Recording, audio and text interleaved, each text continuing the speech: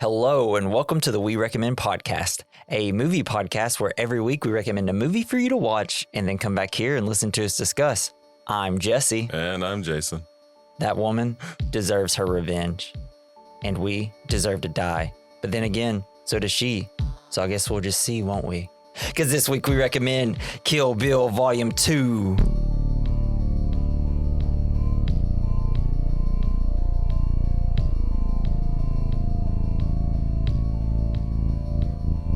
Fuck yeah, man. Bud. Fucking love Bud. Bill Madsen. Yeah. Is that his name? Bill Madsen? Or was it Bud Madsen? I don't know. Let's see.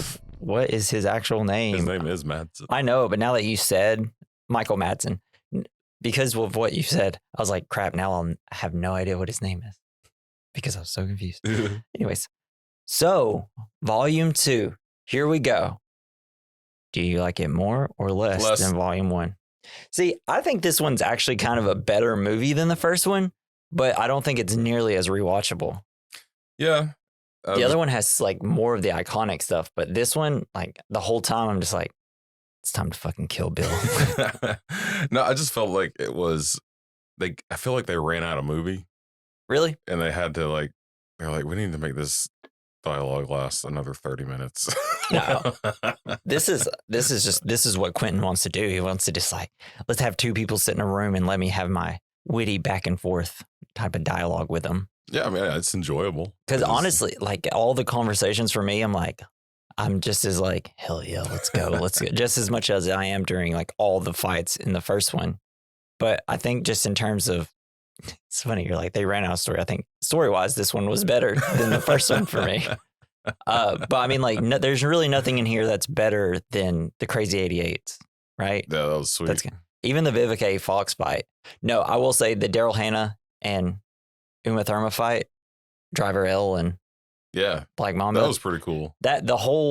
Everything with Bud and her and Black Mamba is all so good. Yeah, everything in that trailer is great. Hell yeah, trailer fight. But then also everything with what's his name? The trainer, Pai Mei. Pai Mei, that's it. Yeah, Pai. Magpie. I think I accidentally put it in my notes backwards once. All that stuff's really funny. This movie's really funny. And also very emotionally kind of heartbreaking sometimes. Yeah, it really was, especially when she saw her daughter. Just something you don't get in a lot of What fucked with me is that Bill was like, Spider-Man's not Spider-Man until he puts on a suit. What the fuck, Bill? I know. And he's like, Superman is just Superman. I'm like, no, it's the fucking red sun. It's the yellow sun that makes Superman Superman. He don't know shit about comics. He's Kal-El. Ugh, come on. We're all comic experts now because of movies. No, I know. I was just like, you know what? Let's hold up, Bill. Okay. Because Superman's not my favorite superhero. Hold the phone. I prefer Spider-Man overward. So he's like, I'll start throwing fists at him. But I get his point of that monologue, though, was just he just went really. He pretends to be Clark Kent. She's trying to pretend to be a I just felt mom. He took too long to say that. Yeah, well, it's because he takes so long to talk, David Carradine. It's very long and drawn out. But I like those type of movies, so I think that's why. Sure. I personally consider it a better movie. Just I would watch the first one over and over before I'd watch this one. Yeah. I really love Daryl Hannah in this movie. Oh, eye patch lady. Oh. She's so good in this one. Yeah, she's actually, I think, my favorite character in this movie. Yeah, she's great. She definitely didn't get enough screen time in the last one. And she made such an impact in the first movie with the nurse. Yeah, the whole nurse thing. The whistle song. That was sick. Yeah. But she's such a bitch in this one. I know. She killed Pai Mei. Yeah. It's why? You just had to poison him. That was so easy for him to do. Damn it. But yeah, she crushes to me. And I just like her whole character. Just she hates Black Mamba, the bride, Beatrix. But she also doesn't want Bud to kill him because it's well, this piece of shit shouldn't kill anybody. Why did she kill Bud? But also, I kind of love Bud. I know, Bud was fun. Like everybody in this movie. Bud had fallen on some hard times. Yeah. Bud needs some money. He needs it quick. Just work at the titty bar. Go back to killing people? I don't know. I know. I mean, I guess he's gained weight and stuff, so maybe he can. I don't know. Yeah, I guess. It's find something to do. Murder someone and steal their money. I don't know. Yeah, he got that cool sword. Yeah. Do you think he got that sword engraved at... do you think Hattori Hanzo did that for him, or do you think he took it to like... No, I think Bill got Hattori Hanzo to make it and inscribe that on it. But did he take the sword to like, what's the place that inscribes like glass stuff? It's like a jewelry store. Yeah, it's like he goes to Claire's. Gets his ears pierced. Yeah. I mean, Bud did have his ears pierced. Do you think Bud had it inscribed because Bill didn't? Yeah, that would be funny. It's like, this is what I wish my brother said. I'm just Bud, the sidewinder. Love you too, Bill. Oh, man, when they revealed David Carradine, like the end credits, it says David Carradine, Bill, a.k.a. Snake Charmer. I was like, that's so fucking good. It was funny, though, because he was just laying there dead. Yeah, I know. What do you think of his death? People think it's very anticlimactic, but I kind of love it. It was kind of cool because he died by her hand, and by the trick that the guy never taught him. The only thing Bill couldn't do, because they were pretty much even. It seemed like the whole 2 movies set up like we did nothing but talk about how good Bill is. We don't ever see anything. Right. Until he's just like, hey, y'all want a sword fight? I got some fucking guns. Yeah. I will shoot you or give you some truth serum. Hell yeah. But it seems like he'd probably win maybe in a sword fight. I don't know. He's older. Yeah. But it just seemed the way they're talking about it. And then you see how Beatrix, she just killed like a whole bunch of people. Mm-hmm. And it's like, oh man, they're going to be evenly matched. How is she going to win? And it's like the one thing he didn't know was the 5-finger death punch or whatever. 5-point the exploding palm technique. Yeah. No, I kind of expected him to have like a bunch of extra assassins for her to chop through. Yeah. And I don't know. I think his alias of being a snake charmer, him being the snake charmer, I don't think he ever thought that she would be able to kill him. Maybe. I don't know. She was charmed. Maybe because, I mean, as soon as she walks, anytime he starts talking, she's like, oh, and I think that's what was interesting about that whole scene is that they've loved each other. Yeah. Like you can kind of tell that they really did love each other. Yeah. But he had to die. Yeah, exactly. And it seems like out of the 2 movies, the only 2 people she liked was Oren. She loved Oren. Yeah. It seemed like they were close, and Bill. So it's like, oh no. I would have liked to know more about, all their, like I wish they would have maybe had another anime thing where they show like what these what these assassins kind of, if they ever did anything together, or were they all just sent on separate missions and never really had contact with each other. It's wild that were they like a family? Yeah. It's kind of what it's wild that they didn't he didn't just like produce like a 5-part anime or something of the Kill Bill universe or something. I know I do have some facts about something like that. So we'll start. Lay it on me. We'll hop into the facts. Lay your facts on me. So the first fact, some of these facts are kind of a bummer though. Shit. In 2018, Uma Thurman posted footage online of a car accident that occurred in 2002 while filming this movie. At the time, Thurman had voiced her reservations about filming a scene while driving a car over a straight dirt road. I'm assuming it's when she's going to Bill to meet that one Esteban guy. Car. Yeah. So she had to drive a car over a straight dirt road and had requested a stunt performer. However, since the scene was not considered to be a stunt and the stunt coordinator was not on set that day, Quentin Tarantino persuaded her to shoot the scene herself. While driving the car. Like she almost ran off the road. Yeah. She was driving very fast. There was an unexpected turn in the road and causing her to lose control of the car and crash it into a tree, leaving her with a concussion and damaged knees. Shit. She tried to obtain the footage as proof, but Harvey Weinstein reportedly refused to release it unless she signed a document that would release the company from any liability. God damn, what a great guy. Right. Years later, Tarantino finally gave her footage and helped her come forward in wake of multiple sexual assault charges against Weinstein, with Thurman also claiming to be one of the victims. Shit. Her and Tarantino admitted that the incident had caused a breach in trust, which affected their working relationship for several years, but they reconciled afterwards and remained on good terms ever since. So, Harvey Weinstein, bad. We are. Also, don't pressure your actors to do things that they're uncomfortable with. Also bad. Yes. Another thing. So this is why she's not in any more movies after this of his. for a while. Because I was thinking, I was like, what happened? Because obviously he loves her. Quentin Tarantino does. He loves specifically the bottom half of her legs. So I was like, oh, this makes sense because she's not in the next couple. I can't actually remember which the next. I don't think she's in anymore. I can't remember. He replaced her with like 500 other blondes that he put in his movies. Yes. But yeah, so it's kind of a bummer. So we'll keep moving on here. Yeah, let's move on. Robert Rodriguez. Yeah. He scored this whole movie for $1. What? Yeah, alongside with RZA. And Quentin Tarantino said he would repay him by directing his segment of Rodriguez's project Sin City, the 2005 one, for $1 as well. Nice. This was the scene in which Dwight drives Jackie Boy's corpse. So I don't remember Sin City. Cool. I haven't watched it in forever. I guess we should probably do that for the podcast. It's really good. Yeah. So I think that's funny. It's like, here's $1. Thank you for all the music. But they've always been kind of friends. You know, Quentin Tarantino was in From Dusk Till Dawn, which was directed by Robert Rodriguez. Nice. Yeah. And also kind of crazy that Robert Rodriguez did so many Spy Kid movies, huh? I haven't weird. seen any of them. You've never seen any of them? Watched them all as a kid. At least the first two. Jeez. The thumb guys. I never had any desire. You should show your kids, see if they like it. They're like weirdly witty, but it just looks terrible. I mean, last time I like looked up a YouTube video about it, it all looked terrible, but maybe it'd work in the movie. I don't know. Yeah, I'm sure my kids would eat that shit up. Yeah. All right, so Uma Thurman and Daryl Hannah did not get along with each other. Bum, bum, bum. That's why they're so fought.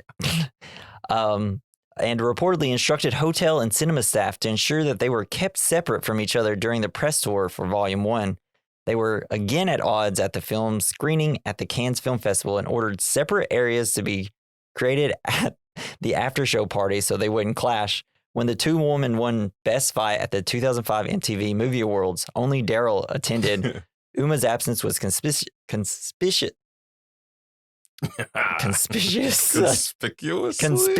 I can't say it. Uma's absence was conspicuous considering she had gone the previous year to collect their award for her fight with from the Goga. God, I wonder if normal people win Best Fight ever if it's not in a movie. Yeah. That'd be great. They're just like, here's a YouTube video of two people fighting. They win Best Fight this year at the MTV Movie Awards. A girl like smashes another one with a toilet or something. It's like, I wonder why they didn't like each other. Like, I'm the only blonde allowed in this movie. No, I am. Well, yeah, she was too close to David Carradine. Maybe like one of the in one of the directing scenes, Uma Thurman is getting her feet shot, and you just see Daryl Hannah's foot move in. How about this, Quentin? Pai Mei hits it with a stick. Yeah, no. So the story. Oh, okay. So the story with Esteban, the guy that owns the brothel randomly right before she meets Bill, tells about Bill. The story Esteban tells about Bill in the movie theater sucking his thumb is a story Kurt Russell told Quentin Tarantino. Kurt did the same thing at a drive-in theater when he was a boy when he saw Marilyn Monroe on screen. Dang. And that's why Kurt Russell's he's a damn dog. I thought that was funny. I wonder if he was watching, he's like, what the fuck, Quentin? I told you that in private. Now everybody's going to know. Yeah. I'd be pissed. Some interesting facts about Pai Mei and about his kung fu technique. So Pai Mei is based on Pai Mei, the originator of the white eyebrow. Oh, nice. Yeah, he eats all those little dots. Yeah. I guess this is a kung fu technique. According to legend, Pai Mei was one of the few masters left following the decimation of the Buddhist temples. He later sold out other masters to save his team and himself during an attack they had mounted that subsequently went wrong. For this reason, Pai Mei Kung Fu has always been known as the forbidden technique, and Pai Mei has been a villainous figure in Chinese folklore and film for hundreds of years. Hell yeah. It makes sense that makes a lot of sense that Bill chose him. Like, was that Bill's master too? Yeah, that was who he trained Bill. Yeah. Yeah. It's just like, I kill without, I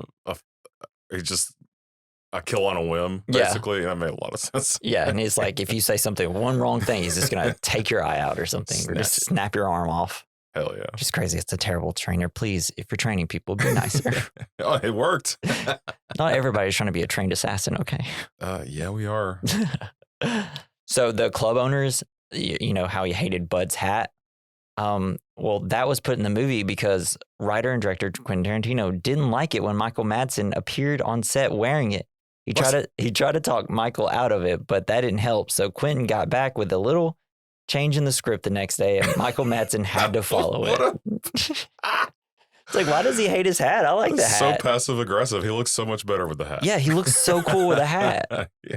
Like just the shot when he's like sitting like on the steps of his camper, and you got the side shot and the vistas behind him. Yeah. And he does the whole line that I did at the beginning. I'm like, that looks great. He needs a cowboy hat on. It's El Paso. And the fact that Quentin Tarantino considers this movie, so the first movie considers to be more of a kung fu movie, and this one is more like a Western in his eyes. And I'm like, so why wouldn't you want a cowboy hat?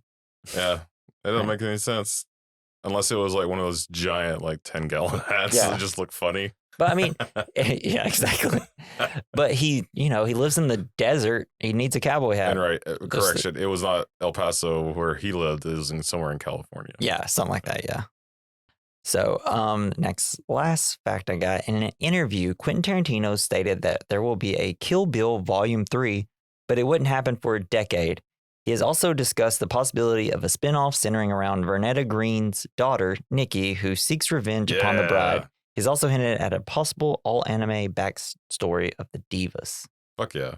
Be cool if that little girl fought BB. Yeah. Yeah. But like, yeah, he's hinted at possibly doing an anime backstory of the deadly. So when did he say that? And has it been a decade? I don't know. It didn't give me when. Oh, it's definitely been a decade since the movie. He's a liar. Yeah. I think it's just, well, ever since he decided, hey, I'm only going to do 10 movies, it kind of put him in a box where it's like, he's got one left. So what's he going to do now? And I still don't really know what Kill Bill Volume 3 is unless Bill comes back to life. It's a zombie movie. That'd be badass. Man, what if Quentin was like, I'm going to do a zombie movie as my last movie? He'd be like, I don't know why you're doing that. A kung fu zombie movie? That'd be fucking slick. I'd watch the shit out of that. I would too. I'd be totally into it. All right, that's all the facts I got, man. Maybe that Karen girl, was that her name? Karen, like the girl, the woman she went to assassinate, but then when she found out she was pregnant. Oh yeah, yeah, dude. She's got the fucking shotgun. The hole in the door, and her saying congratulations and running off is so funny. I know. It's like, oh, it's nice. And then like, I want to know, what did Uma Thurman say to the hotel person? Like, it's like, I left. I promise I didn't put the hole in the wall, the door. No, I mean, she probably used the fake name and then left without saying anything. That's true. They would have definitely. That's what I would do. Just jumped out of the window. What? And then they show it to you, like, what? When did that happen? Oh my god! Like how? It's like, I don't know. Someone just like punched a hole in the wall. They had a really big fist. All right, man. Let's do this. Let's finish the Kill Bill series. Yes. Are you ready? So ready. So during the opening credits, we see the bride's bloodied face again, and we hear her say, "Bill, it's your baby." In the first scene, we see her driving an open car and saying that there is only one left to kill. And she says she's on their way to kill Bill. Dun, dun, dun. Yeah, and I like this scene just because, like, the black and white and her driving in the obvious like fake road, and it feels like a 1950s noir. Yeah, true. Even with the way that they put the titles and stuff up, where it's just very old school. And I don't know, there's the fake background in the back. Yeah, it was just kind of fun. I don't know. Yeah, this movie's all over the place stylistically, even more so than the first one, I feel like. It's a little bit grainy, like the video was. It's that older film grain. Yeah. Which I love, of course, because I'm that type of person. So then we cut to Chapter 6, The Massacre at Two Pines, back at the beginning. It's also a black and white segment. At the Two Pines Wedding Chapel in El Paso, Texas, a dress rehearsal for a wedding is taking place. Reverend Harmony and his wife decided that since the bride will have no relatives present at the wedding, the groom's relatives and friends can sit on both sides of the aisles. How creepy is it that he calls his wife mother? Oh, dude. Crush me, mommy. There's way too much mother and mommy talk in this movie. When he gets to the end and David Carradine will not stop saying the word mommy, I'm like, stop. And then when she, I mean, we'll get into it in a second, but like, stop kissing your dad. Yeah, exactly. On the mouth. Right? It's so weird. That's your dad's baby? Yeah. Like, that's not cool. I don't want to be married anymore. Yeah, this is, there's something here. Something weird's You need to happening. go to therapy, my friend.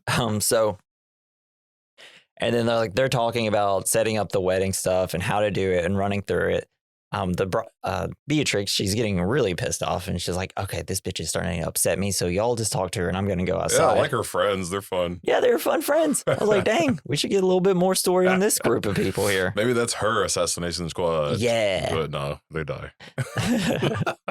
So the bride leaves the chapel to get some fresh air. On the way out, she is disturbed to hear flute music. Because how could we make Bill as lame as possible? He plays a giant bamboo flute. I think it's kind of neat. It's kind of like that old, like, you know, kung fu shit. Yeah, but how many times did she have to just sit and watch him play a flute? Because they show him twice in this. He does it here and then later on, like before the Pai Mei stuff. And it's just like, I would just be like, dude, like, who are you? Why are you doing this? I'm not going to sit here and listen to this all the time. But she's in love with him. No, I know. He's charming and he's got a lot of charisma. He's got a flute. And he's got a flute. So she goes out on the front porch. She finds Bill sitting on a bench playing his bamboo flute. She asks him, they essentially have a long conversation. She's like, I didn't know your life, stuff like that. Then he's like, it's all about like, hey, who's this guy? You're pregnant. Wow, that was fast. Stuff like that. And then she asks him to please be nice. And he replies that he doesn't know how to be nice, but he will do his best to be sweet. Yeah. Aw. Yeah, like this at the beginning, if we didn't know the outcome of this, it'd be like, oh, okay. But we know this is all So in do you vain. think she knew that he was there to kill her? I think well, no, because at the end of the movie, he talks about like, I never thought you would actually do it.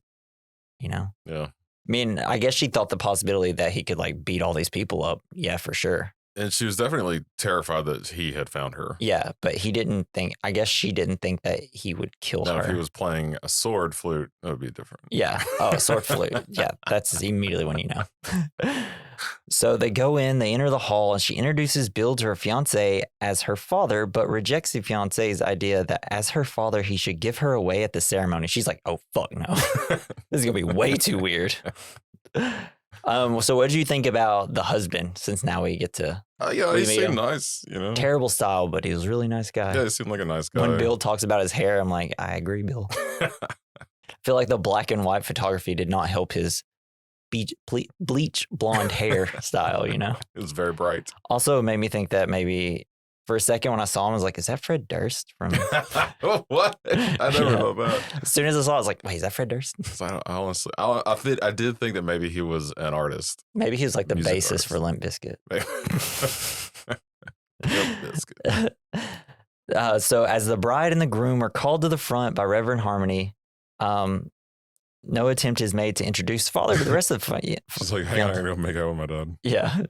She doesn't introduce the rest of the fiance's family. Bill stays back of the chapel. She runs up and is like, thank you. Thank you for coming and being nice and not killing everybody. I love you and I'm glad you're being cordial about this. So glad you're not killing me right now. Cut to long pan from inside the chapel. This part, fucking hell yeah, the shot. It zooms out to outside of the chapel, but everything's still in focus, even inside the chapel. And it's like brightly lit in there. And then it zooms out and then all of a sudden, the assassination squad shows up and it's like, hell yeah, let's kill some people.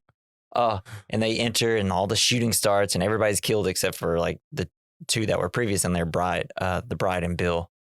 Yeah. I thought it was, did you see how I thought it was kind of, it's maybe nitpicky, but like after when the shooting started and they're zooming away from the chapel, you see Bill run away. In the area that they walked in. And then you see, like, in the window, there's, like, fire, like, light from the gun firing. Yeah, gun. They weren't over there. Yeah. I don't know. Yeah. I was like, what? I get it. They all just walked in, stood out of frame, and just started, and then the lights started going off. But yeah, I mean, you did see people running away, like out of the. it seemed like it was Bill running to the side I almost. thought maybe it was Bill running around to the back next to the window shooting. Or it was, I guess maybe Vivica A. Fox because she was on the left side. She loves windows. I don't know. But I freaking love that shot. That shot was cool great. Yeah. It's one thing, man. It's like, even though I feel like this movie is like all the styles kind of, it's like, okay, different style. Now we're at a different style. Now we're at a different style. Sometimes I don't feel like they all mesh well, but man, when he does it, it's just like every scene is, by the end of it, I'm like, hell yeah, that's a good scene. Hell yeah, that's a good scene. I don't know where you're going with this. Yeah. But I'm along for the ride. So now we're back in the present. It's all in color now. Bill visits his younger brother, Bud, aka Sidewinder. That's a hell of a name. I'd love to be called Sidewinder. I kind of like their relationship where he's like, I don't even know why I'm asking this, but have you been keeping up with your sword stuff? Yeah. And he's like, no, I actually sold it for $250. It's like, that was priceless. Not in El Paso. Not in El Paso. Yeah. You fucking prick. It's so good. And obviously there's something happened between those two that now they don't talk to each other and they don't. Think it was having him kill a bunch of innocent people? I don't think Bud seems like the one that cares that much about that. No, probably not. I know. This is why we need like backstories, you know? Yeah, but they do kind of have the same like sense of honor. Yeah. I guess. Yeah. Like whenever he says like, it's like she deserves her revenge, but also she also deserves to die. So it's like, what the fuck did everybody do here? We still don't know why everybody deserves everything except for the people she's killing because they tried to kill her and while she was pregnant and all the people that she liked. But I do kind of like how they all kind of view revenge as the same thing, except for maybe Elle. Yeah. She doesn't really give a fuck. Yeah. She's just like, I want Bill and I want a sword. Yeah. That's all I want. That's all you need. Yeah. So, but yeah, they have a little conversation that we just kind of talked about. He's like, I work at a titty bar, Bill. Yeah. Yeah. Essentially, he's just saying like, no, I'm not going to help you and I don't need your help. So don't worry about it. And then we cut to chapter 7, The Lonely Grave of Paula Schultz. We see Bud. He goes to work. He works at a bouncer in a local strip club. He arrives 20 minutes late and sees that there are no customers in the club. They give him so much shit. Yeah. He's 20 minutes late every day. But yeah, I get it. But like, dude, you're a trained assassin. Yeah. And you work here. It just kill everybody. For some reason, you have no money from a whole life of assassinating. Yeah. And I love when he goes in, you got like the two people, you got the bartender and another person next to him, but like the weird looking guy that's a bartender. Yes. That's like a Rob Zombie staple guy. He's always in the Rob Zombie movies. And as soon as I saw him, I was like, hell yeah. I mean, he's so unique looking. That's cool. And he looks like he could live in a trailer, which is what Rob Zombie movies take place in trailers. Even though I grew up in a trailer, so I respect it, you know? Yeah. Whatever. I don't know why I said that. So, it's all good. Yeah, he talks with the bartender for a little bit before he's caught in the office by his hot-tempered, coke-snorting boss, Larry Gomez. I love it. And he starts kind of chewing him out, and the girl that's sitting there is like, should I leave? And you're like, no. I'd be like, no, I'm going to leave. I know. This is weird. I was waiting for Bud to just kill him. I know. Why are you letting him talk? You want him to so much, but I think it almost seems like Bud's like, I don't actually want to kill anymore. Yeah, I guess so. Or he's just like... He's kind of turned away from that life. Yeah. Or I think he might not just be able to fight that well anymore.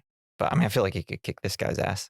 In the office, sure. Larry argues with Bud over being late, and Bud talks back saying that there is nobody in the bar and there's no need for him to be there. Classic mistake.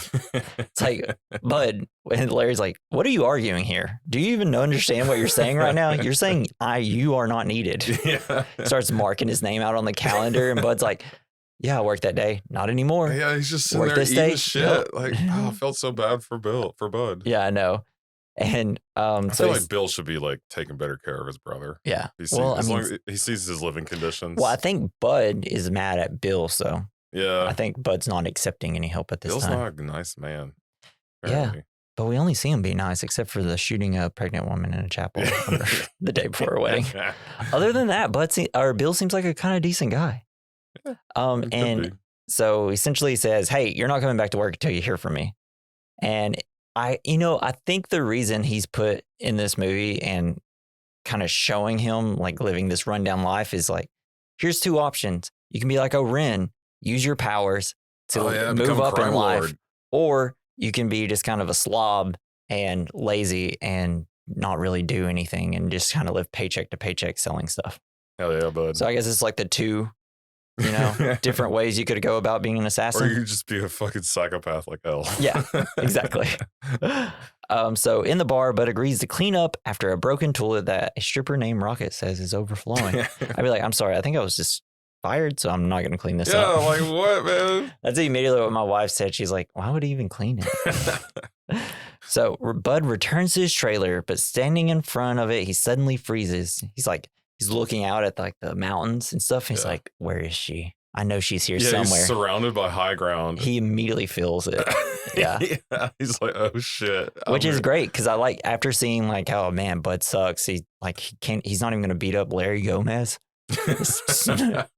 And so it's like, oh, he's not gonna be any good at fighting probably, which he probably isn't, but he gets the drop on him. He has instincts, I guess. Yeah, because he feels the danger. Yeah.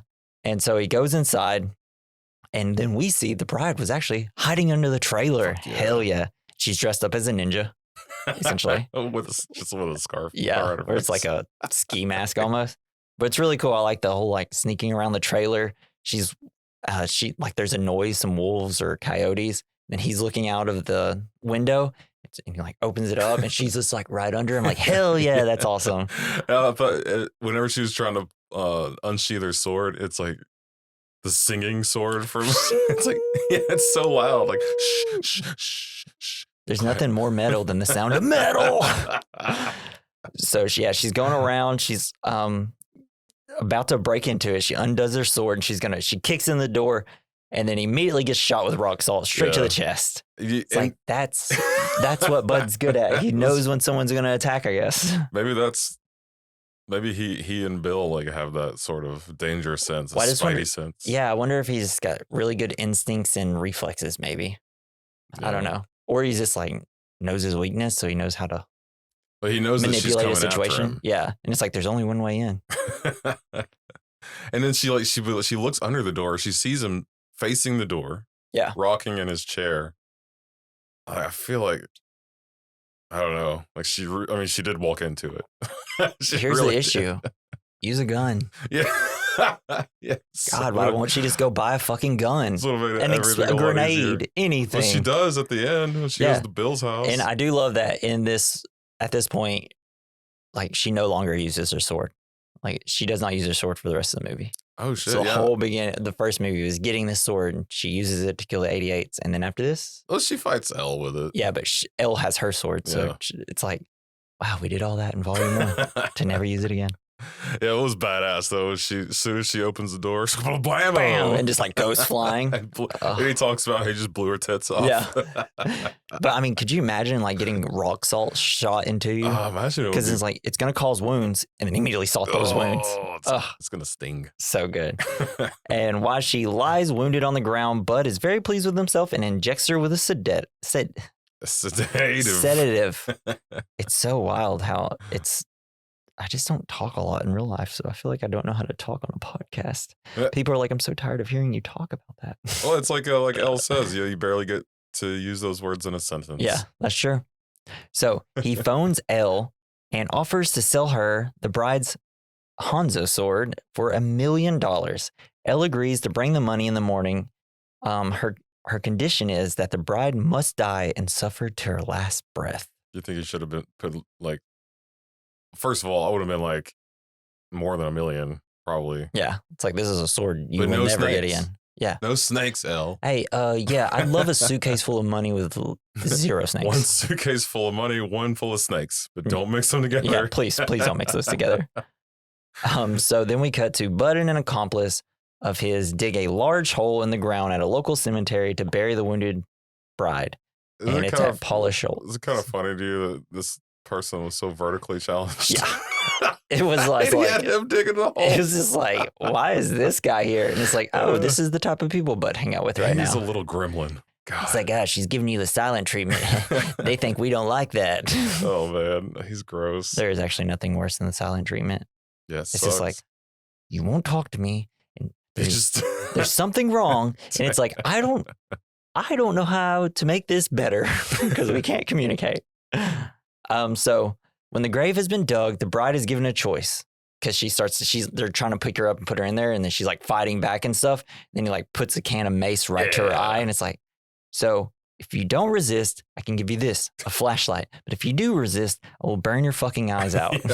I love how she spits at his face like she does the other guy. And then she like points with her head at the flashlight. And it's like, okay, good choice. Like, do you think she can't talk or she just refuses to talk? I think she's refusing. Okay. I'm assuming this is going to be one of those situations where it's like, oh, she'd go visit Bill. And it's like, oh, fuck, his brother's there. Damn it. Great. He's going to be drunk. Talking about strip clubs or something. So she chose a flashlight and is put in the coffin and the lid is nailed down. Terrifying. But as an accomplice, lower the coffin in the ground and cover it with dirt. And the bride's like panicking the whole time. Crazy, right? I love this scene because they prolong the pouring the dirt on it. And like every time you think it's going to be over, more dirt's getting put on. Then you're like, okay, that's it. And then there's more dirt put on. And it's like, that's got to be the worst feeling. It's not fun to watch high. Being it's like, oh no. Imagine yourself being buried alive. Yeah, it's like I feel like my lungs like filling with dirt or something. And it's like you can't breathe. So just taking big, deep, panicky breaths. Yeah, and getting rid of all the oxygen you have. And like she's like hitting the top with her flashlight, and the flashlight's going out. She's like, no. God damn. She really didn't need the flashlight though. I mean, because she could. Well, I mean, she did because she needed it for the straight razor. She had to find the weak spot. That's true. I can't wait till we get to that part. So she panics for a short time and then recalls her training under Pai Mei. God damn. Then we go to chapter 8, the cruel tutelage of Pai Mei. And in a flashback, Bill and the bride, very much in love at this time, sit by a campfire somewhere in China, and Bill, who calls her Kiddo, plays his flute. And I love that, like, it's like, oh, this old man dating this young woman, calling her Kiddo is so weird. Turns out it's her last name. Yeah, that was funny. I like that reveal. So good. That's a very Quentin thing. It's like, good joke, Quentin. Good joke. This is fully adult in the classroom. Yeah. Yes, it's so good. He tells her about his kung fu teacher, Pai Mei, and his 5-point palm exploding heart technique. Technique involves 5 blows administered to particular pressure points on the body. Thereafter, the victim heart explodes after he or she takes 5 steps. Have you ever seen people do the pressure point stuff on like? I think I've seen like videos of it. I don't know if younger. Like I've seen them, and I don't know if they're real or not. Or if these people are just faking it. I don't know. Do you know anybody that could do it? I don't. Yeah. We need to go to a karate place and just film like a video of us. Can any of you do this? Pressure point me. Pressure point me, Daddy. Bill, pressure point me. Oh, God. I know you know all the right ones. Oh, touch me. And then we learned Pai Mei did not teach Bill the technique because he does not show it to anyone. Boom, boom, boom.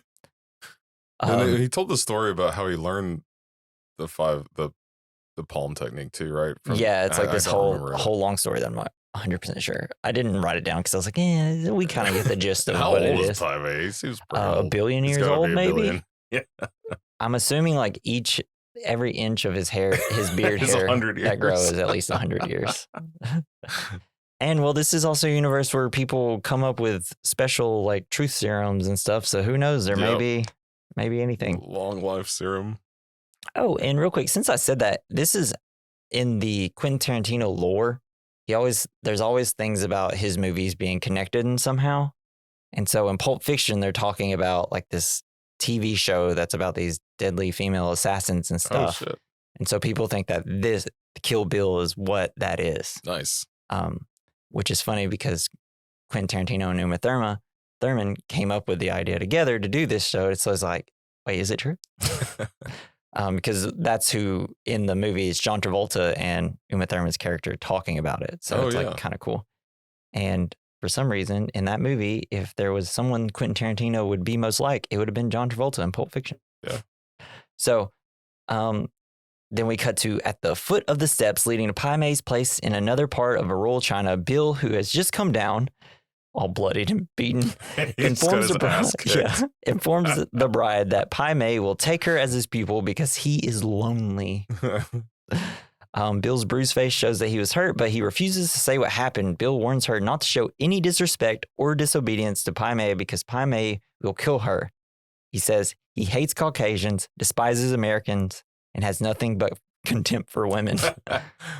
Pai Mei seems like a winner. Yeah, it's funny when they first meet here in a minute, and he's like all women can do is serve drinks at I feel like this happened to him. Yeah, right. That's why he hates women so much.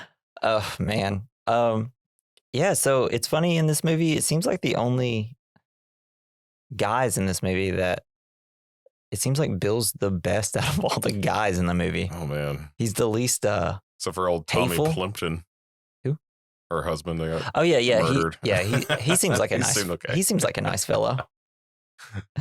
That's why he had to die. Yeah, that's why he had to die. So, and then Rufus. We didn't talk about Rufus. Yeah, the piano. Yeah, the piano player, the Samuel L. Jackson. Yeah. I thought he was great. It's just people have a theory that Rufus is actually Samuel L. Jackson's character from Pulp Fiction. Because in Pulp Fiction, he says he's just going to kind of go around the world and do random stuff. And then that's what he kind of says in his little speech at the beginning of the movie in this. That's interesting. But it's probably not true. Probably came up with the idea from that. But so she climbs the steps. You just needed a reason to have Samuel L. Jackson in your movie. Yeah, exactly. I mean, it has to. It's a Quentin Tarantino movie. He's got to be there somewhere. She climbs the steps and quickly is humiliated by Pai Mei, who scorns her fighting skills and her ethnicity. Constantly swishing his beard. Yes.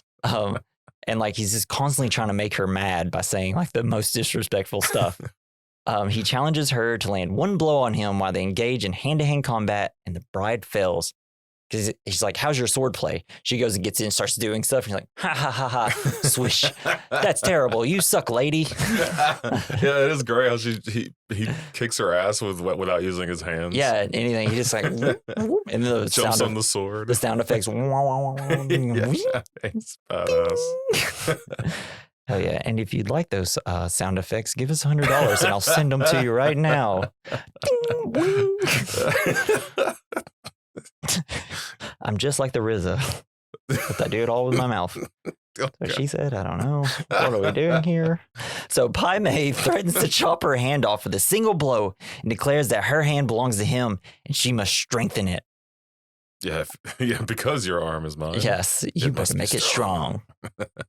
That's my strong hand. But essentially this leads to I can't remember what she says, but she says something and then Pai Mei's like, now you're ready to train. You've succumbed to all my demands. Well, she had to. That's what they do in the army. They beat you down, or they don't beat you physically, but they kind of like mentally. They break you down, and I feel like that's what he's doing. He's breaking her down. Yeah, exactly. And then over the next several weeks, years, ever how long potentially? I'm assuming it's probably going to be like weeks for her because she's the lead character and she's supposed to be great. But Bill said earlier, it's like, he might teach you in a year or two. So the bride works hard. She's practicing martial arts forms, bringing buckets of water up the steps. And so she works hard and she's learning hard. She finds striking a blow with her fist to break a hole through a thick wooden plank at close range to be the most difficult skill of them all. Yeah, it looks tough. I love it. She's doing it. And he's like, you're already giving up. You're so weak. You gave up before you even started. But it's so good because it cuts to every time. And you have him at one point sitting on the plank of wood, him watching from a distance. And like slowly throughout the training, you can see him kind of becoming more like impressed with the fact that she's still doing it so much. Yeah, and she's kind of getting used to the pain. Like she's like not stopping focused. as much. Yeah. I mean, like maybe after like 20 tries, she's like, ah. But then she immediately continues doing it and there's blood all over the wood. Yeah. It's so good. And after a lot of hitting of the thick wood, we see her and Pai Mei eating rice. We never see her actually make it through the thick wood though. No. Yeah. They're eating rice. Her hand is like pretty much crippled at that point. And she's trying to use chopsticks, but she like can't do it. So she throws them down and goes to eat it with her hand. She's like, if you want to live like a dog and eat like a dog, then you can stay outside like a dog. And so he like throws her food down, then gives her another bowl and she does it. And then she has to use both hands, but she's able to do it. And then Pai Mei's like, I am the genius. Yeah, well, could she just use her other hand, like her good hand? Yeah, well, I guess I don't know. She's not left-handed. It's the one thing she can't do. No, It's but like Hampshire you gotta Dashers. make it. Maybe he would have plucked her eye out if she would have used her other I hand. told you not to use your left hand. But now That's the poop hand. he Get that out of respects here. her now, I guess. So it's like, well, actually, I put in my notes like, is he impressed by her or himself in this scene? Himself, most likely. I feel like it was because this is the way he looks. Like, damn, I'm a good trainer. I'm so great. She hasn't learned anything, but she's eating rice. And then we cut back to the present. That's really kind of all we get of Pai Mei. Well, they're doing like the little eagle claw technique stuff. They do like the little, and the silhouette of red behind them while they're doing it. Oh, fuck, that rules. God, put people in silhouette and put a dope color behind it, and I will just like furiously J.O. Oh, Natalie was like, please stop. And I was like, I can't.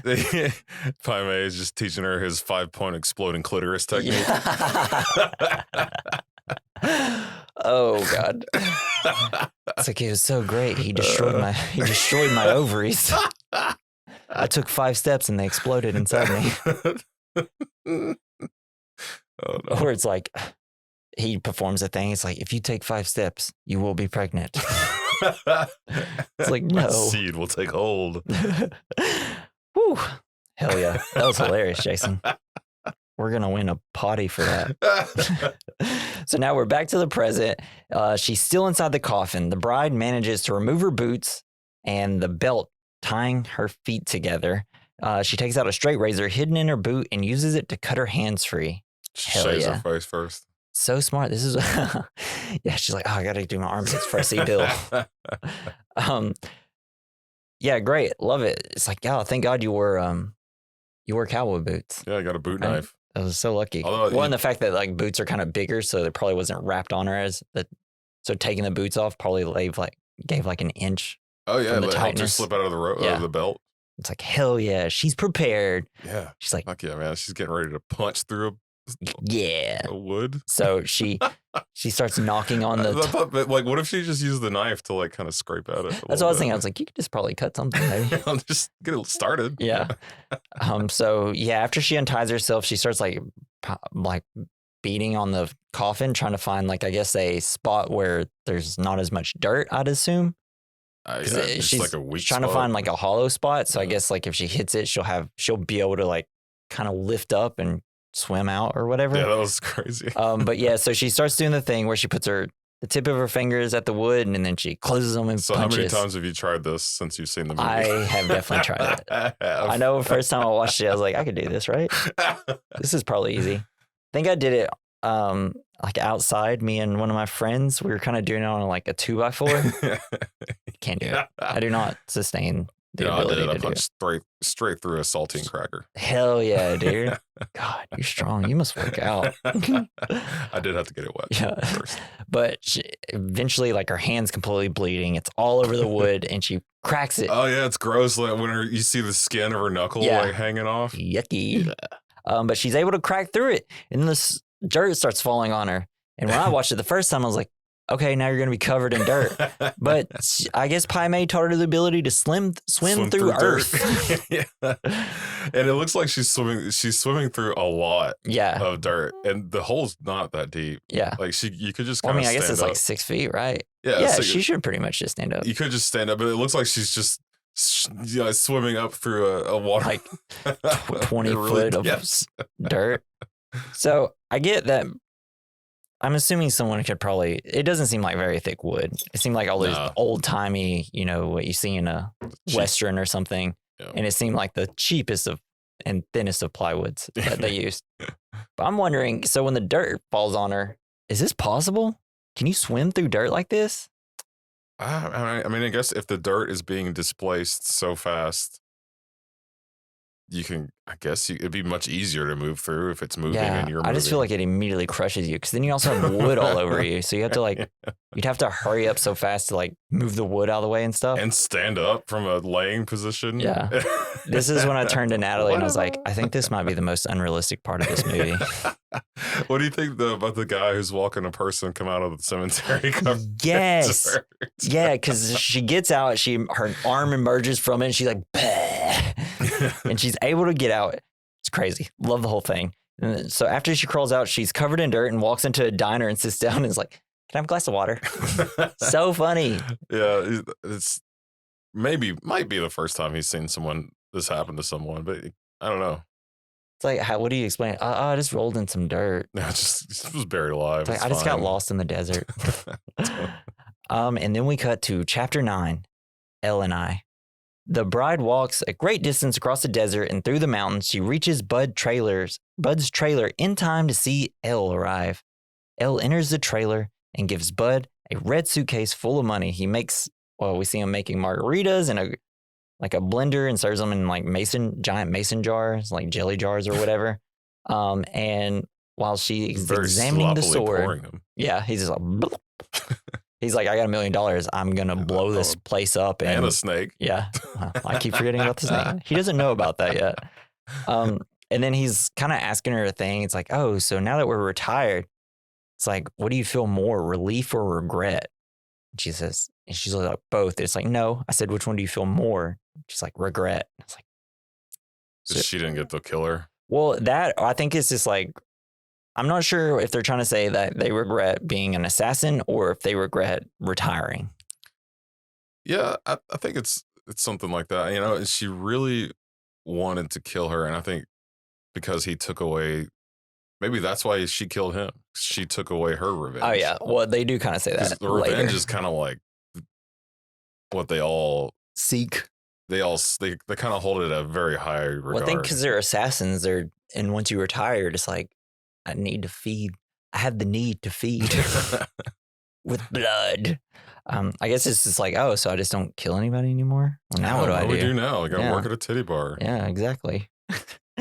So then they go back and she's like, "All right, cool, sword." And he's like, "Money." Then he goes and he's opening the suitcase, gloats over the money. He's just like looking at it. He's laughing. It's great. And it's like, "Yay, bud, go buy yourself a house or something." Can't wait to go back to my job. Yeah. Spend it all on Barbara. But then he lifts a couple more bills out and then bam, there's a snake. It scared me, honestly. Watching it last night, I was like, "Oh crap, I forgot." Then it goes and it's like, it bites him. It's a black mama snake and it gets him like 3 times in the face, like twice like over one eye and then one right in the cheek. Ugh. I thought it was so fun how because at this point when she says, "I looked up some stuff about snakes on the internet." Yeah, and she always has a little notepad. I know. I was almost expecting her to pull out like an iPhone. Yeah. And start scrolling. Do you want to see it? It's like, "Do you see this? Do you see this? Do you see this?" But yeah, she's got a notepad with all these snake facts. He said, "You have 4 hours to get some venom if it bit you in the ankle or something. And if it gave you 15 milligrams of venom." It's like, "But this has like 120 to 140 milligrams. And it got you 3 times in the face." It was like between 100 and 400 milligrams. Yeah, something like that. And then she's like, "So I say you got about a few minutes to live." And then she's like, before he dies, Elle tells him that she is sorry that such a piece of shit as himself was the one who managed to kill the bride. Yeah. She deserved better. She wanted to be the one to take her out. Yeah. And I think it's just like there's this warrior code. Yes. I guess between Elle and the bride, it's like she felt that she was a better fighter than the bride. But yeah, but she was always super jealous that Beatrice had, Bill's love. Yeah, I guess. And affection and attention. At least more of it than she did. Yeah. So she phones Bill and tells him that the bride has killed his brother, but that she, Elle, has killed the bride. Elle also reveals the whereabouts of the final resting place of the bride. She's like, "Just go down to a nice flower shop and then buy some flowers and go to the grave of Paula Scholes." And mentions the bride's real name for the first time, Beatrix Kiddo. And this is where we get the shot of her in the school. And it's like, "Meet here." Yeah, but oh God, I love it when he opens the door and it's just feet flying at you. Yeah. Oh God. It reminds me, there's this old Godzilla movie where they're like in the little costumes and he's like doing a drop kick from like 200 yards away and it's like but that's essentially what happens because she opens the door and then you just see like the shot of course of her feet like flying at her and it's so like knocks her out. Though. And then they end up having like a long vicious fight that's like destroying the entire trailer. Love it. I love enclosed space fighting with a bunch of breakable stuff. They're like falling through the walls into the bathroom, destroying the entire bathroom. But there's not even enough room to take out the sword. Yeah, they keep trying to take out the sword, or Elle does, and it just keeps hitting. And it's like, God dang it. It's like trying to play pool in a room that wasn't built for it. Well, it's just funny because she's so excited to use the sword, Elle is. She's like, I just want to be able to use it. And so after they're having this long fight, there's a low lull in the fight. And Beatrice asks Elle how she lost her eye. And Elle says that Pai Mei ripped it out because she offended him. She called him a, what was it? Like a, what'd you call him? It was like a foolish old man or something. A salty old fool or something like that. And he's like, yeah. Elle tells Beatrix that she poisoned. Yeah, Elle tells. His death was really funny. Yeah, he tells her that he poisoned Pai Mei in revenge and he died because he put like poison in a fish head, and she's like, "You bitch." Yeah, I love it when he finally dies. He's just like, like a classic old like kung fu film when they die. Yeah, and then so they continue to fight. But I do love because Elle got the upper hand, and she goes and runs to get the sword, and she's finally able to unsheath it. Now it's like time to fight. Yeah. And so now she has the sword, and then in a golf bag, the bride finds another katana inscribed, "To my brother, the only man I ever loved." And because apparently Bud did not sell it after all. And it says Claire's underwriter. Yeah, it's Claire's. Has like a coupon in it. 50% off your next inscribed sword. So they decide to face off. Elle relishes the irony of killing the bride with her own sword. However, they get in close range, something in this movie you should not do, because this whole movie is about, hey, I've learned how to fight really close up. The bride plucks out Elle's remaining eye and then steps on it. That shot right where she's like, they're looking at each other in the eyes, and you can see like, oh shit, why don't I just get her eye? Yeah, why don't I just get it? She'll be blind. And then rather than finish, she's so pissed. Yeah, she's like, ah! Oh man, my other eye. Yeah. And apparently this was all Daryl Hannah's idea. Like with the whole plucking out the eye and like flipping out and stuff and leaving her alive, I guess was like her idea. She's like, no, leave me alive. I want to live with no eyes. And then I'm just going to freak out in the the bathroom. You kind of assume that she just gets bit by the snake and dies. Yeah, because they do show the snake going, well, and at the beginning she says there's only one left to kill, meaning that I guess Elle has died. Yeah. As far as she knows. She's just assumed it as well. Well, if not, she's stuck in the middle of the desert with no eyes and no water, and there's a snake in the thing. Only margaritas. Yeah. She has to take Bill's or Bud's job at the bar. Yeah, it's like, dang it. You can't be a bouncer. You can't even see. It's like, hold on, I have to feel how tall you are to see if I know you can get in here or not. So then we cut to the last chapter, face to face. The longest chapter. I love it though. So in Mexico, the bride visits. Yeah, I do like Esteban. Yes. Cool. Played by Michael Parks, the guy that's the sheriff at the first movie. Oh shit, really? Same guy. Yeah. Oh wow. So in Mexico, the bride visits the courtly retired pimp Esteban, Bill's old mentor, and asks him to tell her where Bill is. And I love it because he's like, Bill has a thing for father figures. He has many of them, and this is one. And then there's like a whole bunch of talking about stuff. A lot of metaphors and whatnot. And he says that Bill always had a thing for blonde women and things like that. And then he finally agrees because he thinks Bill would surely like to see her. And he's like, I don't think that's the case. Yeah. He's like, I think he does. It's real fucked up. He's like a very charismatic character. And I really like how how smooth he is with like. Yeah, he's got that classic smooth talker and talk. Yeah. And then he's like, oh, he shot you? I just want to cut your face a little bit. Yeah. And he calls over Clarita. And her face is fucked. Oh, looks awful, man. Holy shit. Let me get that drool for you. Yikes. And then she's like, why'd you show me that? Gross. Yeah. And apparently this is an actual place in Mexico. That's and those are actual real prostitutes. Oh, in the scene. Yeah. So it's like an actual thing.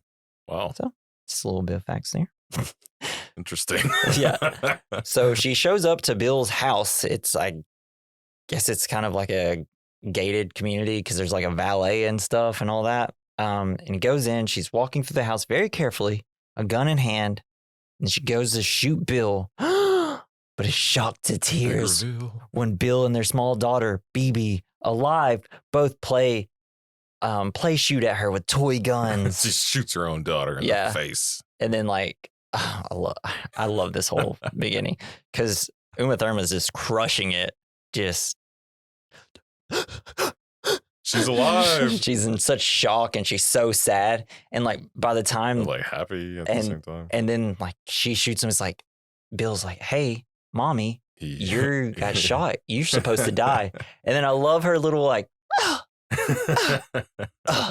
so good. She's such a good actress, man. Like watching these two movies has made me like, damn, I got to watch some Uma Thurman movies now. Yeah, she's so good. And it was just like a really sweet moment. Yeah. And it also makes you piss the fuck off at Bill. I was like, it's time to kill Bill. Yeah. Been edgelording us for so long. Yeah. Well, it's just like, you know, because you've been having fun throughout this whole movie. And then like at the end of volume 1, we know that the daughter's still alive. But then seeing this and then like him using the daughter as kind of a shield. Yeah. As a way of being like, well, maybe we can work this out. And it's like, hey, fucker, you tried to kill me 4 years ago and then stole the baby out of my stomach and didn't tell me. Yeah. And it's like, it is kind of nice that it gives her like a chance to be a mom for, you know. Yeah, for a second. You get to see her for a second. Yeah.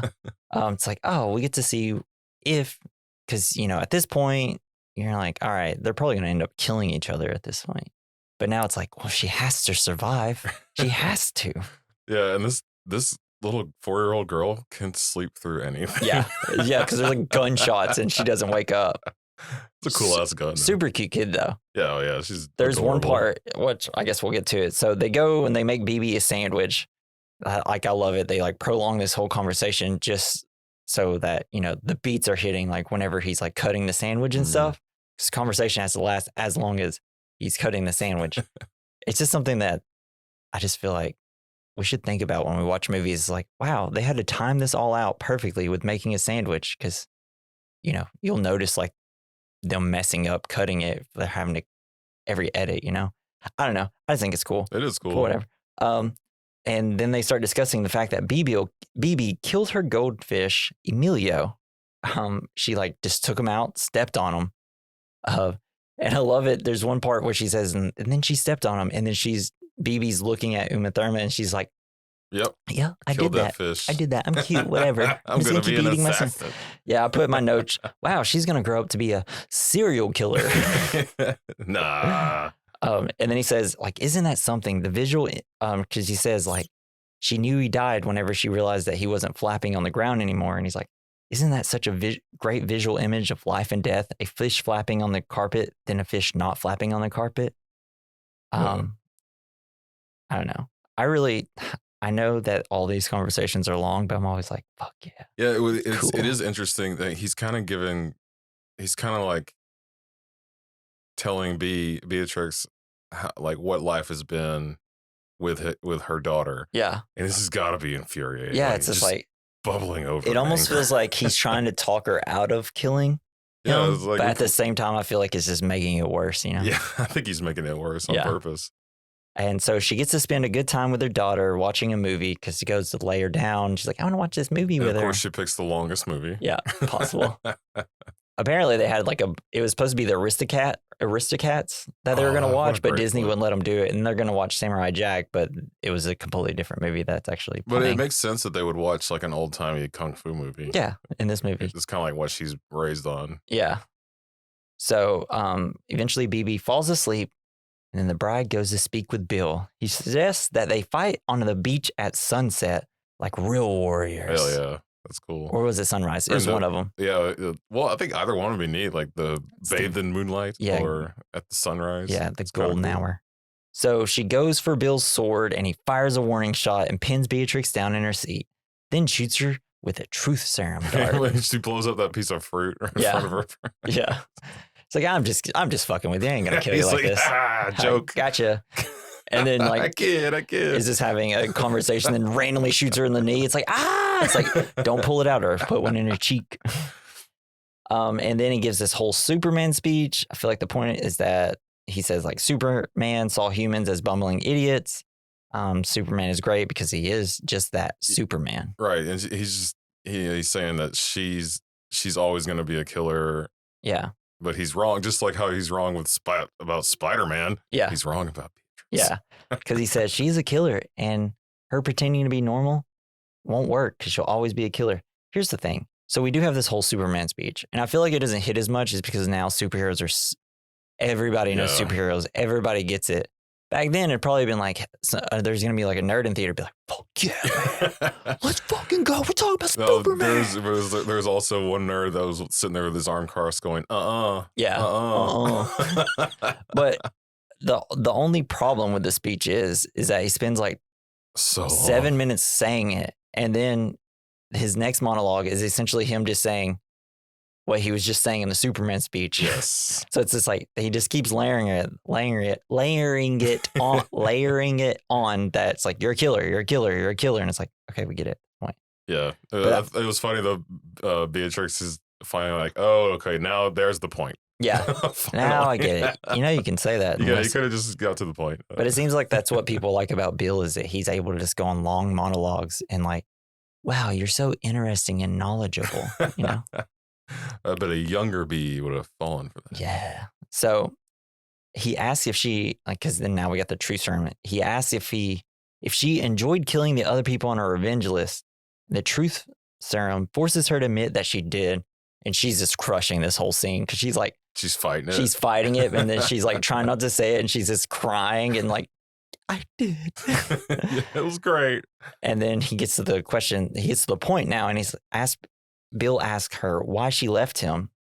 And she says, because she wanted to keep their child safe, not wanting her to grow up to be an assassin like them. And it's just like, you had no right to take my child. And it's like, I had every right. And then we get a flashback because he kind of explains that the whole point of when she found out she was getting pregnant because she felt sick going on this assassination mission. Oh, yeah. And she discovers that she's pregnant with a little pregnancy test. Yeah, the shotgun lady. She's so fun. And then another assassin comes in. Karen Kim shoots a hole in the door with a shotgun. The bride. Such a Karen move. Yeah, so Karen. The bride pointing her gun at Karen convinces her. To your manager? Yeah. So she's able to convince her that she's pregnant. It's like, look, we're going to kill each other at this point if we do this. I just want you to know I'm pregnant. You can go look. You can go look at the pregnancy test over there. She awkwardly is like stumbling around. She's able to look away. The bride could easily just shoot her at any point right here. She picks it up, looks at it. And it's like, I don't know what this fucking means. Goes to the box. Is like, oh, so you are pregnant. And she's able to persuade her to walk away. And then as she walks outside, the door slowly closes to reveal Karen's face. And he's like, congratulations. And runs away. Oh, it's so sweet. I want to know how many times it took them to get that shot perfect. Because that door is perfectly closing. I'm like, did they have a string on it? I just want to know how they did that because it was amazing. It was cool. So yes, now we're back to the present. She tells him she would never expected him to actually kill her. She's like, I didn't think a murderous bastard. Yeah, it's like, I didn't think you'd actually do it. Bill says he mourned her for 3 months thinking that she died on the mission. He's like, and which is pretty fucking messed up to make me think the love of my life is dead. I'm like, oh, Bill's got a point here for a little bit. It's like, oh yeah, that would really suck. Be like, oh, the girl I love is dead. Turns out, oh no, she just went off to marry someone else and has my baby. Okay. So for a second, you're like, I get Bill being a little mad here. Yeah, maybe really, don't shoot her though. Yeah, maybe he shouldn't have shot her. Maybe file for custody. I don't know. There's a billion different ways to do it. There's other avenues. But then after the morning, he was going to hunt down the killers, but instead found her getting married and that she was pregnant. He says that he then overreacted. Yeah. It's like a pretty big fucking overreaction, don't you think, Bill? I know. You see her sitting up in her chair like, the fuck you say? Yeah. And then he says, I'm a killer, a murdering bastard, and there's consequences for breaking the heart of a murdering bastard. He's got a point there. I mean, it's, if there's, everybody knows how bad Bill is. And it's like, well, you kind of knew he was going to come after you eventually, right? Yeah, I guess. But and that's when he's like, Bill says, Was my reaction really that surprising? The bride. Yes, it was. Could you do what you did? Of course you could, but I never thought you would or could do that to me. Bill, I'm really sorry, kiddo, but you thought wrong. So it's like, damn. So there's like one thing that she thought he would never do, which is kill her. Yeah. But it's just like, did you not see the anime cutscene that we saw in Volume 1? That guy's crazy. But yeah, it's like, you know, if you're ever hanging out with a bad guy, don't think that they're going to not be bad around you just because they're your friends or your lover, right? Yeah, you mess with them, they're going to turn evil. Yeah, she was young and naive 4 years ago, I guess. Yeah. She had a lot of growth during her coma period. Yeah. Her brain really formed there. Because I assume she's like in her early 20s before the coma, and then probably is like a little over late 20s after the coma. She then says, you and I have unfinished business. That's what she said to Oren too. Baby, you aren't kidding. Yeah. Yeah, so obviously, I think that says that the two people she cared for the most in the Deadly Vipers assassination gang, she says it to Oren, and that's the most emotional fight she has in that one. And then the most emotional fight is in this one with Bill. So it's like, obviously, she liked these two people, and she didn't want to have to kill them, but they tried to kill her. Revenge, what are you gonna do? Revenge baby. Has to be had. Yeah. And then the chair fight. Yeah, so we're at the climax of a brief skirmish during which both remain seated. She strikes him, and they like kind of use their swords for a second. She kind of knocks him over. She gets back up, and then all of a sudden she sees a thing, and it's like boop, bah, boop, boop, bah, bah. Yeah, she uses the. They have a jazz fight. Jack Black comes out, starts scatting. How did you know my weakness? No, it was badass though. Like after his first swipe, and she like falls back and then uses her sword to prop her back up. That was so fun. So rad. And then she uses the 5-point palm exploding heart technique. Say that 5 times fast. No. 5-point palm exploding. I can't say it once fast. Jack Black, get out of here. But it's great. And then Bill's like, Bill's like, you didn't tell me. Yeah, you didn't tell me he taught you that. And it's like, oops. That motherfucker. And then she tells Bill that she did not mention that Pai Mei taught her the technique because she's a bad person. And then Bill's like, no, you're an incredibly great person. See, in my mind, at this part, I thought she said, like, a girl's got to have her secrets or some shit. But no, she's like, I'm a bad person. It's like, I'm a bad person.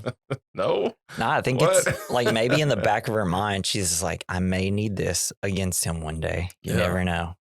Diabolical. Hey, it's just like, I watch Survivor. Someone always gets immunity idol. They tell like 500 people, and it's the downfall of them every single time. She did perfect. She did great. People that go on Survivor, watch Kill Bill Volume 2. Do you think she knew that did she know when she went to Pai Mei that he had never taught it to anyone? And yeah, because Bill says that to him. It's like, she won't teach that to anyone. Campfire. Yeah. So like whenever he does teach it to her, she's like, oh, I'm the only other person on the planet that knows this. And I think if she told Bill that she would learned just use it against her. He'd be like, you have to teach me now. Yeah. So it works. And also, you never know, you might have to kill somebody. So don't teach him how to do it. Yeah, you're always going to have to kill your master. Yeah, exactly. It's called Kung Fu, baby. It's Darth Maul. So then they share an affectionate farewell before he goes off and takes 5 steps and falls down dead. You think, what if he would have got out the phone and was like, call 911? It's like, I need a wheelchair. I can never step again. You will carry me everywhere. I was thinking that because like they have their whole speech and he's like, how do I look? And it's like, I'm sorry, I love you and stuff like that. And then she's like crying and sad. I'm like, don't be fucking sad. This guy's a dick, dude. Yeah, you finally did it. But I was like, you know what? Go take your daughter. I'm just going to sit here for a while. Yeah. Also, could you bring me some food and snacks, maybe a couple different drinks? Never gets up ever again. No reason. But, it's just like, but I mean, I guess at that point, it's like, well, everything I love is dead. So, and I'm never getting this back. So I'm going to just go die. But I really love him just like slowly walking with a little bit of swagger. And then it's like, because I counted the steps as he's walking. I was like, 1, 2, 3, 4, 5. Oh, he died. What about that little half step he took whenever he was turning around? Did that not count? It doesn't count. Oh, it didn't shit. say turn around half steps until you die. So then we cut to the next. Well, we see her go at BB, and then she walks to her car, and then it cuts to next morning. Cut to BB watching cartoons in the hotel room. We see Beatrix. Do you remember that cartoon? Have you ever seen it? I have seen it. Yeah. I have no idea what it's called. I used to have that video. Really? Yeah. That's awesome. So then we see Beatrix is laying in the bathroom floor, happy crying. With a teddy bear. She's just like saying thank you and Who do you stuff. think she's talking to? God? I think she's just Revenge? the world. The revenge god? She's just saying maybe herself. I don't know. Let me ask you a question. Whenever you talk to yourself, how do you address yourself? Do you say, Jesse, you got this? Or do you say, hey, you got this? Or I got this? Both. Or we got this? I think I do all of it. Yeah. Interesting. Don't you hate when like you find yourself talking to yourself and you're like, I'm in public. Why am I doing this? Or like when I'm at work, I'll be thinking and I'll notice I'll be moving my mouth while I'm thinking. And I'm like, fuck, I look insane. Yes. And then I know if someone sees you doing it, they're going to be like, wow, he's weird. He's talking to himself. And I'm like, everybody does it. That's what I think when I see someone on the Everybody phone talking through their earbuds. Yeah, that's true. Until you realize it, you're like, oh, shit. I know my mom always talked to herself a lot. And I think that's where I get it. Because I do talk to myself a lot, especially when I'm alone. Yeah, I do quite a bit. There's been times where I was growing up in the living room and I just hear my mom talking and be like, who are you talking to? Are you talking to me? She's like, no. But then there'll be instances where she is talking to me and I'm just like, she's talking to herself. She's like, Jesse. And I'm like, I don't know when you're talking to somebody anymore. But that's where I get my talking to myself from. So back to the movie. She's finally free of Bill and has the one thing she always wanted, BB. They just kind of watch some cartoons on the couch or on the bed in a motel. Then we cut to black and it says, the lioness has rejoined her cub and all is right in the jungle. That was weird. The end. Me. Like, it's from a movie. Oh, okay. I think that it's just some old samurai movies. All right. Kind of use a lot of that language. It just came out of left field for me. Yeah. I'm sure it's some movie that Quentin Tarantino watched that only like 3 other people have watched. Yeah. It's where he gets most of his stuff from movies at this point. And that's volume 2. Yeah. We're going to move on to our categories. Did you watch the ending credits? Like, yes, where they do all the characters. Oh, yeah. And you have all that and it's great. And then it's just her driving. Yeah. And then there's actually an after credit scene. Oh, I didn't stay that long. Oh, it's just after the end credits, it's just you see her poking out like almost like behind the scenes of her getting ready to poke out the guy's eye from volume 1. Oh, and then shit. it kind of does it. And it's just kind of an outtake of her doing it. Like a blooper reel? Yeah, and it's like in black and white. It's pretty funny. It's fine. Rips off his nose instead. Yeah. Whoops. Oop, got it. Let's put that back. It's mine now. Smell you later. All right, we're going to hit up our 2 categories and land this damn plane, baby. So our first category, the good, the bad, the ugly, the fine. The good is something we liked about the film. The bad, something we didn't like. The ugly, something that didn't age well. Fine, something that did age well. What do you got? For good, I really like the Pai Mei. Yeah, it's scenes. So fun. And the dude's really fun. So funny. The beard. Yeah, with his beard. Giant eyebrows. Yeah, I really like that part. I don't know. Yeah, I guess that's. Yeah, I put. There's a lot of good stuff too. Good. I mean, I think the best thing in this whole movie is probably Uma Thurman. Yeah, she just crushes. She's so good. Her emotional scenes hit. And then Daryl Hannah, I think she was really fun in this one. I think like her acting was kind of worse than the first one, but in this one was way better, even though they filmed all at the same time. And then the one shout out to the fight. I mean, well, there's really not that many fights, but the trailer fight just rolled. Yeah, it was great. Having things actually like destroy makes a fight way better. Kind of reminds me of, since there was talk about Superman. Did you watch Batman vs Superman? No. So I feel like there was a little bit of a complaint that they were fighting in a bathroom a lot during it, but because they're just destroying the small bathroom, it looks so rad. And then you cut to the other fight scenes and it's always like out on the streets and it's way too big and bombastic, or they're in like just an empty field and it's like destroy things. And I just kind of really like fight scenes like this where it's just in a small space and you're just fighting. It's so good. And then obviously Quentin Tarantino is a good director. And for the bad, all I had is too much mommy talk towards the end from David Carradine. Oh man, what do you got?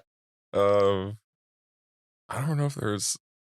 Okay. It's not a lot of bad in the movie. Not a lot of bad. I thought that maybe some of the dialogue went too long. It's like without making any real points. It'd be, yeah, it'd be cool. We could probably definitely cut like 20 minutes out of this movie if we really wanted to, or just told make it leaner. That, or just maybe told this story in a slightly different way that got the point across. Yeah, faster. I don't know. It's funny. I feel like that should be something that I'm usually saying in the movie. I guess it's just whenever like I enjoy Quentin Tarantino's dialogue, Sure. So it's all, I don't know, fun for me to listen to, I guess. So yeah, I found myself getting bored at some points. Gotcha. So. Yeah, I understand. I think that's kind of the critique of this movie for a lot of people. A lot slower than that really love the first one. They're like, oh, this other one, there's like one fight and then it's just talking the rest of it. I'm like, yeah, that's like all his movies. Yeah, that's kind of what made me think that they ran out of shit to talk about. Well, if you think back to Pulp Fiction, there's not much happens. It's just a bunch of small conversations, and then there'll be like one thing happens, which just leads to 5 more conversations. That's how he got famous, was just being really good at dialogue and stuff. Okay. That's how he wins his first Oscars and things like that. Maybe that's what, I don't know. I just didn't think the dialogue was that great at the end. I can understand. Too much Superman talk. I get it. It's supposed to be this too much Superman talk. It's supposed to be like this accumulation of like you got into the final boss battle. Yeah. And you're just like, yeah, come on. It's like, man, you really blew your load on the first movie, huh? But I think there was no fight that was going to be better than the Crazy 88s. So, well, but I mean, that's it. Could have been the emotional fight, though. But you feel like for like the final kill, I just thought maybe it was going to be more intense. Yeah, no, I get that. I don't know, because a part of me, even though I do love how it ends, also has just been like, man, it really cool to get that sunset fight, during golden hour out the beach. Like some cool ass music and some beats and them fucking slashing each other. Whereas it is going ham over there. All right. Motherfucking rocks. So what do you got for the ugly? There's nothing really that ugly about it, except for Pai Mei was a little bit racist against Japanese people. Hella racist. And sexist. Definitely. That was definitely one of mine. Also, I put, obviously Harvey Weinstein, I'm going to say it every time he produced the movie that we watch. And then even reading the little fact earlier about him not giving the video to Uma Thurman so that she can be like, hey, these people fucked me. I'm suing them. And I will say, it ages poorly because we're all so tired of hearing people talk about superheroes. And they're using flip phones. So I did, So I did put the Superman speech because it's like, it'd been cool then, but now it's just like, okay, we know who he is, right? It's like when I watched the movie Glass. Oh, yeah. Samuel. And that's Samuel L. Jackson, right? Yeah. And it's M. Night, and there's like this whole conversation about comic books, and it's like, we know. It's like, if you made this back when you made Unbreakable, it'd be like, yeah, not a lot of people read comic books. It's not like in pop culture as much. But in that one, it's like, you just spent 10 minutes of your movie explaining superheroes and comic books. It's like, we know.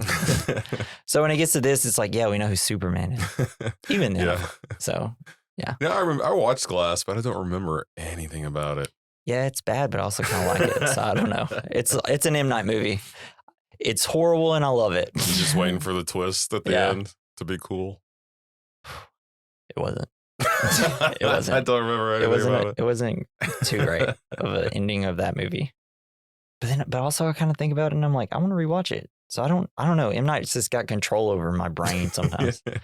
Yeah, I was listening to the Flophouse about the movie when they did the movie Trap. Yeah. Maybe I didn't finish it. I barely started it because I kind of want to watch it now. Yeah. I you haven't watched it? No. It's fun. I'm not sure if it's supposed to be scary or a comedy, but it's funny. Yeah, the way they were talking about it seemed kind of funny. Well, it's like, what are we doing here? Josh Hartnett's great in it, though. I love him. Yeah. So the Fine, what did you think aged well? I mean, I think these movies together, kind of Kill Bill 1 and 2, I think they aged well. Yeah. I mean, we're watching them now. We're talking about them. That's what I was saying. I said, like, it's a pretty damn good sequel. Yeah. I personally think so. And I just think, like, the movie, it's always considered, like, when people talk about Kill Bill, they always say, yeah, volume 1's good, volume 2's not as good. But then it's like, I watched it and I was like, man, I still really enjoyed volume 2. So I think technically the movie together, they make a really great afternoon. It would be fun to like re-edit the movie like ourselves, like just like download the movies and then just kind of re-edit them into the order that you want to make maybe the pacing a little better.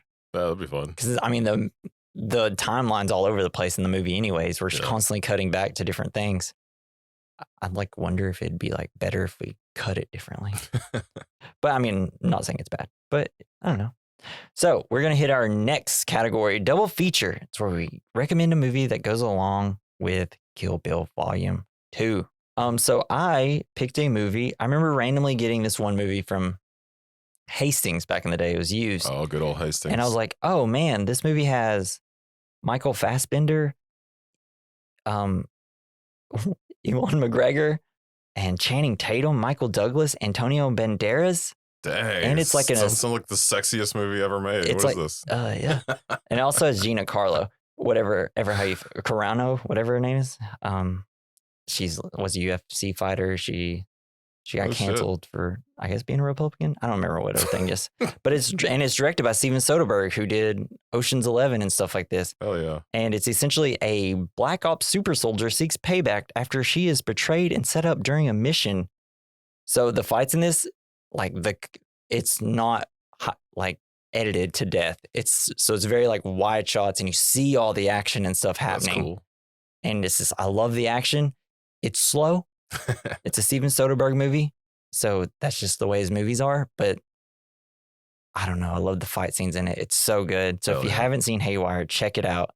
It's just about a woman going around fighting all these hunky men, and it rules.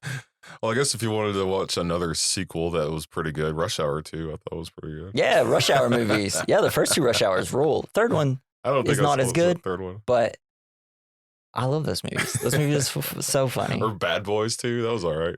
I need to rewatch the Bad Boys movies. They're not like in my lexicon that much. I need to check them out though. And that concludes our conversation on Volume 2, Kill Bill, baby. We did our first movies of Quentin Tarantino. Yes. So we're in that sequel mode, baby. So I think we should do another part 2. And it's the holiday season. And last year during December, we did Gremlins 1. Yeah. So this year, we're doing the crazier and wackier movie, that's even possible. Gremlins 2. Oh, I'm excited. I haven't seen it yet. Get ready for gremlins that are made out of electricity, spider gremlins, gremlins that change their sexuality and hunt after us. Trans gremlins. Men. Yeah, it's a transhuman. And it's wild. Hulk Hogan's in it. Hulk Hogan. Oh, wow. Yeah, Did he rip his shirt off? It's Hulk Hogan in the 80s and 90s. He has to. He's contractually obligated. It's on Max, so you can watch it on Max today. So make sure you check us out for Gremlins 2. It's wacky, it's fun, and it's time for December, baby. Wow, this year went by fast. But leave us a review, guys. Wherever you're listening to us on, just pop that 5-star review on there. Seriously, it really helps us like grow. Like the more reviews we have, the more like we're in the algorithm at that point. Jesse's getting bigger by the day. Yeah. Every 5-star review, I grow 0.1 centimeter. Oh, you're so huge. You can't even fit in this room. I'm a big boy. So we don't really have that many reviews. Yeah. I mean, well, we got them in like, they're just so scattered because we're kind of like, we have a couple listeners different parts here. of you are growing. Yeah. We have all like, at once. It's like I have a really big left hand, but my right hand's really small. But yeah, and then, share us on your social medias and just be like, hey, listen to these people. They're really fun. We like them. And if you listened, there's been people that has been listening to us since episode 1. And if you're that person, I love you. Me too. Okay. I love you. Don't tell my wife. And tell someone else that that like, hey, you we're friends. So listen to this podcast alike. Wow, I'm drawing this out. Anyways, just do that. And then also, if you want to leave us some fan mail or something, you can click the link at the top of the description and it will send you to a text message thread that you can just text us some fan mail. Then also, or go to the bottom and go to We recommend mailbag@gmail.com. Damn, I'm losing my mind over here slowly. It's gotten so hot and warm in this house since we've started doing this, and I'm kind of freaking out.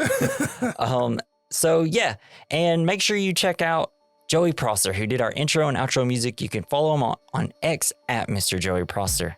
And baby, kiddo, that's been the We Recommend podcast.